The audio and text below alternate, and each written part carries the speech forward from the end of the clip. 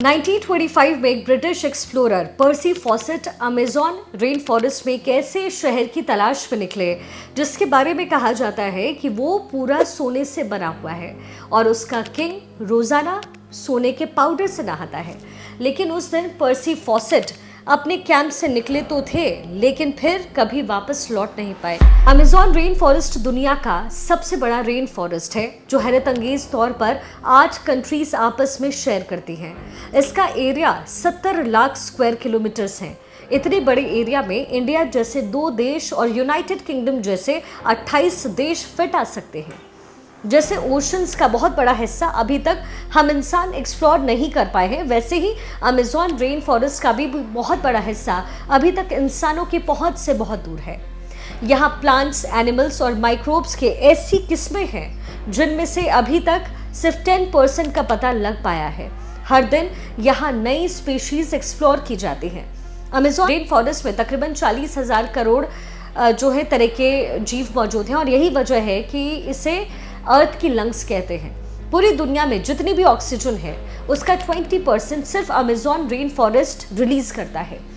एक एस्टिमेट के मुताबिक अमेज़न फॉरेस्ट में तकरीबन 20 लाख लोग रहते हैं जिनका बाहर की दुनिया से कोई कनेक्शन नहीं है, क्योंकि अमेज़न का काफी सारा हिस्सा अभी ततक अनएक्सप्लोर्ड है।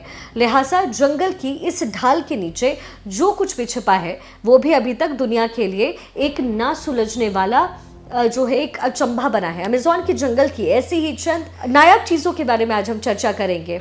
कुछ चीज़ों को सॉल्व किया गया, लेकिन बहुत सारी आज भी साइंस के पन्ने जो है पलटे नहीं जा सके। सबसे पहले सिटी ऑफ गोल्ड के बारे में बात करते हैं। अमेज़न फॉरेस्ट ही आज तक की सबसे बड़ी मिस्ट्री है यहाँ की सिटी ऑफ गोल्ड, जिसको एल डोराडो भी कहते हैं। कहते हैं कि किसी दौर में यहाँ एक ऐसा शहर था जो पूरा सोने से बना हुआ था और यहाँ का किंग रोजाना सोने के पाउडर से नहाकर अमेज़न रिवर में वो सारा सोना बहा देता था।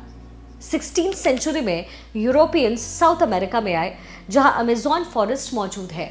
वो अपने साथ काफ़ी सोल्जर्स और इस इलाके पर कब्जा करने का प्लान बना करके आए।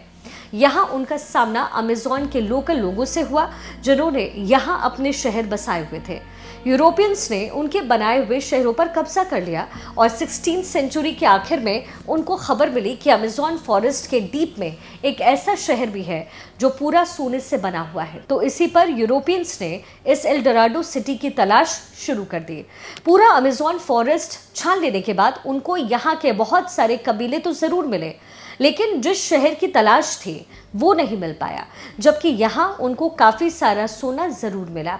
अगले 200 सालों तक तलाश जारी रखने के बाद आखिरकार एल डोराडो को डेड डिक्लेयर किया गया। फिर 19th सेंचुरी में एक ब्रिटिश एक्सप्लोरर पर्सी फॉसेट ने एल डोराडो को एक बार फिर से तलाश करना शुरू किया। उन्होंने अमेज़न में टोटल 8 एक्सपीडिशंस किए, लेकिन इस दौरान उनको एल डोराडो तो दूर की बात है, दूसरे शहर भी नजर नहीं आए जिनका जिक्र यूरोपियंस ने किया था। अपने आखिरी एक्सपीडिशन में पर्सी फॉसेट अमेज़न के बीच में मौजूद थे जब आखिरी बार उनसे राब्ता हुआ। उसके बाद वो तलाश में निकले तो दोबारा फिर कभी लौट कर वापस नहीं आए। ये 29 में 1925 का दिन था और जिस जगह से वो गायब हुए थे वो ब्राजील के स्टेट मैटो ग्रोसो थी। उनको कई महीनों तक तलाश किया गया, लेकिन ना ही पर्सी फॉसेट मिले और ना ही उनकी डेड बॉडी ही मिली।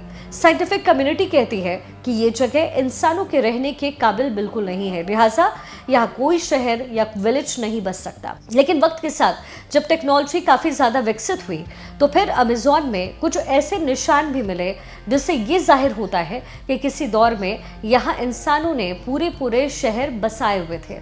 असल में पर्सी फॉसेट जिस जगह तलाश कर रहे थे वो जगह तो बिल्कुल सही थी, लेकिन ढूंढने का तरीका सही नहीं था।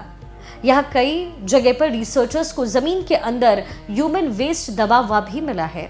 साइंस वालों ने कहा कि अमेज़न में कई जगह पर रडार स्कैनिंग डिवाइस का इस्तेमाल करके घने जंगल की लेयर के नीचे पत्थर से बने हुए स्ट्रक्चर्स भी ढूंढे, जिनको वक्त के साथ साथ जंगल ने छुपा दिया। नेशनल ज्योग्राफी की टीम ने भी कैरेबियन के साहिल से 15 किलोमीटर अंदर अमेज़न में एक ऐसा शहर तलाशा था जिसमें 2500 साल पुराने पूरे स्ट्रक्चर्स पहाड़ों के अंदर दबे हुए मिले। लेकिन इनमें एंड्राडो कौन सा है और आखिर ये इतने बड़े अमेज़न फॉरेस्ट में किस जगह पर मौजूद था, यह आज तक साइंस के लिए मिस्ट्री बनी हुई रही है। अमेज़न के इस जंगल में काफी ऐसे कबीले भी रहते हैं जिन्होंने आज तक बाहर की दुनिया को कभी देखा ही नहीं है। ये लोग जंगल में कैसे जिंदगी गुजारते हैं इसके बारे में एंथ्रोपोलॉजिस्ट भी सही तरीके से नहीं जानते हैं। इनमें से एक कबीला पिरिकपुरा के नाम से जाना जाता है जो वेस्टर्न ब्राजील में रहता है। इस कबीले में पहले हजारों लोग रहते थे, लेकिन अभी सिर्फ 15 से 20 ही लोग बचे हैं। इस कबीले के बारे में हम भी 1998 के बाद ही समझ पाए, जब पहली बार इनका बाहर की दुनिया से राब्ता हुआ। उनकी लैंग्वेज से ऐसा लगा कि शायद वो अपना दुख दर्द बयां करना चाहते हैं। एंथ्रोपोलॉजिस्ट ने जब उनकी बातों को डिकोड किया तो फिर मालूम चला कि उनका कबीला पहले काफी ज्यादा स्ट्रांग हुआ करता था, लेकिन फिर कुछ कब्जा माफिया ने फॉरेस्ट में माइनिंग करने के लिए उनके तमाम साथियों को बुरी तरीके से मारा, जिसमें से ये चंद लोग बच गए थे। ऐसे पता नहीं कितने सारे ट्राइब्स हैं जो अमेज़न जंगल के बीच में अपनी दुनिया को बसा कर बैठे हैं। ये लोग कहाँ से आए? क्या इनका हजारों साल पहले यहाँ पर बसने वाले कबीलों से कोई कनेक्शन है?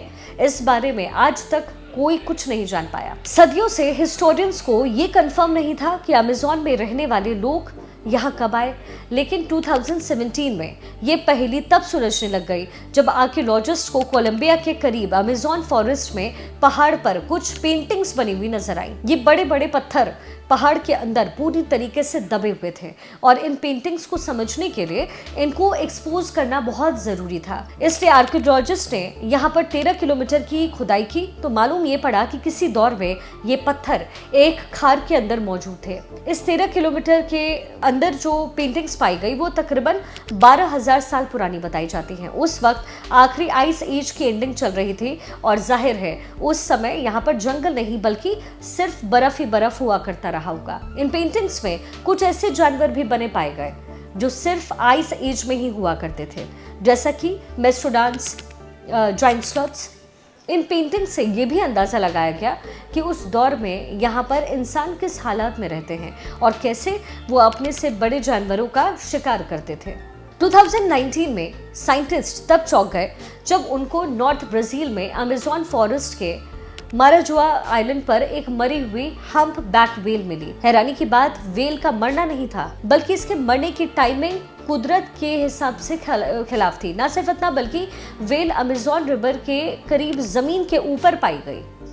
असल में 10 टन भारी ये जो वेल थी उसका बच्चा था। ये वेल सर्दियों की स्टार्टिंग में यानी अक्टूबर से नवंबर में अमेज़न के करीब समंदर में गर्म पानी एंजॉय करती हैं, लेकिन फिर ये खाने की तलाश में साउथ की तरफ अंटार्कटिका के तकरीबन जो है जाती है। लेकिन ये वेल फरवरी में अमेज़न के करीब कैसे मरी?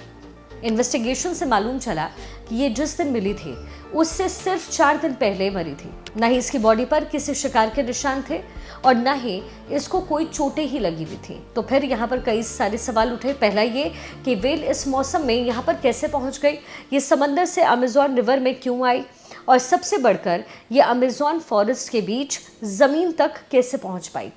वो दिन और आज का दिन, ये मिस्ट्री कभी भी सॉल्व नहीं हो पाई है। और अब अमेज़न फॉरेस्ट का एक और सीक्रेट 2013 में डिस्कवर हुआ, जब पेरू के करीब एक केमिस्ट्री के स्टूडेंट को अमेज़न में ये अजीबोगरीब जो स्ट्रक्चर है वो मिला। ये एक प्लांट के पत्ते के ऊपर बना हुआ था जो देखने में काफ़ी मिस्टीरियस लग रहा था। इसके ठीक सेंटर में सिल्क से एक कोन बनी हुई थी और इसके चारों तरफ सिल्क से ही एक ज़बरदस्त फेंस बनी हुई थी। उस स्टूडेंट ने इस स्ट्रक्चर की फ़ोटोज़ ली और उनको इंटरनेट पर पोस्ट कर दिया, लेकिन हैरत की बात यह थी कि आज तक ऐसा स्ट्रक्चर किसी ने भी कहीं देखा नहीं। इस पर जांच पड़ताल के लिए साइंटिस्ट की एक टीम ने पेरू के इस हिस्से को विजिट भी किया। थोड़ी देर में इनको 45 से ज़्यादा ऐसे ही स्ट्रक्चर्स वहाँ मिले। कुछ दरख्तों पर बने थे, कुछ प्लांट्स के पत्तों पर बने थे। इस मिस्टीरियस स्ट्रक्चर को सिल्क हेंस का नाम दिया गया और इनमें से कुछ को वो अपने साथ लेबोरेटरी लेकर के गए। माइक्रोस्कोप की मदद से देखा गया कि फेंस पर छोटे छोटे डस्ट माइट घूम रहे थे। ये कीड़े सिल्क प्रोड्यूस नहीं करते, लिहाजा ये बात भी कंफर्म हो गई कि ये स्ट्रक्चर इन्होंने यानी इन कीड़ों ने नहीं बनाया। चंद दिनों के बाद ही फेंस के बीच वाली कोन आहिस्ता आहिस्ता फटने लग गई और उसमें से एक स्पाइडर का बच्चा बाहर निकला। असल में ये स्ट्रक्चर स्पाइडर की एक खास स्पीशीज ने बनाए थे जो सिर्फ वेस्टर्न अमेज़न में ही पाई जाती है। ये स्पाइडर अपने अंडों के गिर्द फेंस इस वजह से बनाते हैं ताकि इसमें छोटे छोटे डस्ट माइट्स फंस जाएं और जब उनका बच्चा अंडे से बाहर निकले तो उसके पास खाने के लिए कुछ मौजूद ज़रूर हो। तो ये जो है, ये बहुत सारे रहस्यों से भरा हुआ अमेज़न का जंगल है जो आज भी लोगों के कौतूहल का विषय बना